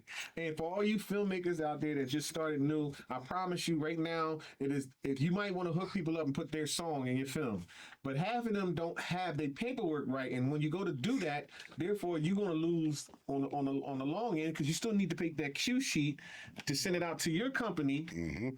And when you don't have their information and your song is on there, now you gotta go backtrack that artist. Don't do all that. To skip all that line. If they don't come to you with all their proper paperwork, put the music in yourself. And it's not like you can't get it for now almost for free. They got so many different programs that you can get music programs for your movies. So therefore, until you're ready to take the next level, which is to get on people's paperwork, if you're not ready for that, use your own music, your own sound score for your movies, so that you won't get caught on the back end trying to get your movies up. There you go. Right. There you go. Because a lot of companies will not put your music on TV. There you go. Never go game up. There you go. All right, tell me though. Appreciate that. So make sure y'all go check out the new book. About the book and tell them where they can go You at. can go get the new book Driven on Amazon right now, or you can go to the website illadelstyles.net, illadelstyles.net, and you can get the Comic book. And so I didn't bring the novel, but Sugar is now a novel. It's also a book. It's on Amazon, and also the comic book is on the website as well. So you can go check this out. And plus, we selling them on the street. You know, we still on the street with it. I have a question for you before you get up out of there. So through all the projects you got the movies, the comic books, you got the book. You saying you about to get out the filming. What's next for you? So I've been putting people in my films and different things like that. The legwork of that is, to me, is tedious. So I want to take people who already understand how to film, people who already understand how to do music or whatever, and I just really want to train them. Like I really want to be that director to actually just sit behind the scenes, train and do all that. So on my website, it's set up to where I do classes now. Okay. You know, and that's more tangible for you to have the information so that you know what you're doing, so you don't get stuck out here believing in this person and that person, and you know how to do it yourself. I mean, the world is wide open right now, and as an independent, you need to know how to have your hands in everything. Facts. You can't allow people to control your destiny. You need to control your own destiny, and the only way you can do that is by having the information necessary to do so. So I know a lot of people skip a lot of pages. and they don't really want to do the work. They want to give it to somebody else, and that's where we lose at. But for those who don't want to do that and want to know the game, my site IlladelStyles.net is available for you to go on there, take classes. I do basics entrepreneurship 101, so you can learn how to even just structure your business, because the only way I was able to pay for all of this is that at the end of the year I use all my tax money, and a tax write-off is everything, and this is what people don't understand about taxes, especially black people. But one thing we don't understand is that once you start a business with the LLC, that's not the end of it. That's just the beginning stages of it. What you want to do is be able to set your business up to where everything that you own goes into the business. Now we have home, like I own a home. So now my home is owned under my LLC. So now that's a tax write-off, right? And every improvement that I do in my home, from solar panels to anything else, that's also a tax write-off, right? So now your cell phone, we all run around using these cell phones. That's a tax write-off, right? Anytime you buy cable, that's a tax write-off. If you buy a subscription to any program and you do films, like Hulu, Peacock, and all that, that's a tax write-off, because you got to watch your film on those stations. So every little thing, if you bought some socks and some sneaks for the week, and you're going out and you do an interview, that's a tax write-off, because you just did an interview. Your car, gas. Right, gas. The gas that goes in the mileage. So people don't understand these little tax write-offs. Tax write-off. There's so many tax write-offs, right? But the bottom line is, it's connected to your business. And so the only way you can grow, especially when they won't give you credit right up front, is to learn how to use your tax money to elevate yourself. Because that's money that you never see during the year, right? Yeah. And so what I've learned to do is I work as well as have my own side hustle. And I've been doing that since day one, because what I do is, because I had a student loan, I'm able to reduce my taxable income because I have a side business. You know what I'm saying to you? So I use, no matter how much I'm making at my job, if I'm making $120,000 at the psych ward, or if I'm only making $40,000 on my side gig, that $40,000 is all a tax write-off towards my main job, and then that's a taxable deduction. Okay. So now you don't see my job as making $120,000. You only see it making $50,000 or $60,000 because of the tax. But people, I know math is not a lot of people's weakness, but make it your strength, because at the end of the day, you still got to live and survive in this world, right? Exactly. And a black man, it's hard for a black man to get a home. Okay. So at the end of the day, I'm trying to teach you some jewels here. I was able to get a home without putting no money down. And that's because what I did was I structured myself to understand where my money is going and what to do with it. Now, I'm not rich yet, Right. but I'm a millionaire in knowledge and information. So therefore, I will never be broke. There you know go. what I'm saying? So at the end of the day, this is how we work it out. But the bottom line is, you can do all of these things, put out books and comic books and all of those things, if you understand where you want to go. And that knowledge is very important. So when people are dropping jewels on you, don't shy away from that knowledge, because that knowledge is what's going to take you to the next level. And that's why my next level for me is basically educating people on this, because at the end of the day, it's like, I mean, how many movies can I make and give you stories? To me, I can do that forever, but the value of educating you how to do it yourself, or educating your children on how to do it, is more valuable to me. Appreciate that. You know what I'm saying? Because they have a little new spark. Exactly. You know what I'm saying? I got an old spark. Yeah, feed it to the new generation, though. Like I said, I love doing what I do. I'll never give it up for the world, but I think the elevation there's a new elevation for me, because robotics is taking over. They have films out right now that don't even need people. You know what I'm saying? To you, all robotic. Yep. You know what I'm saying? All AI generated. And so where would eventually, in the next 3 to 5 years, there will be no need for a director. They doing cartoons now that's AI generated. I got people that I'm doing right now that's doing that. There will be no need for a director. There will be no need for all those things, but there will always be a need to teach the new age knowledge. You know what I'm saying? Because we're behind. We're the only country I know for a fact that are so far behind in technology that it'll blow your mind. But, in China, they got kids 10, 11-year-old doing exactly all of this, what we already doing. Yeah. You know what I'm saying to you? So our 10-year, 11-year-olds are still learning how to Walk. walk and shake. Shoot some of them. Yeah, you know what I'm saying? So at the end of the day, we have to understand that our legacy depends on our knowledge. It's more the more knowledge we receive and put it and apply it and put it into action is what's going to drive us to the next level. Facts. As a community anyway. You know? And the last thing I would say is that films in Philadelphia, like I said, this film won 43 global awards. So, and I'm talking about I won in places Taiwan, Turkey, Iraq, China. So we know that domestic violence is an issue, right?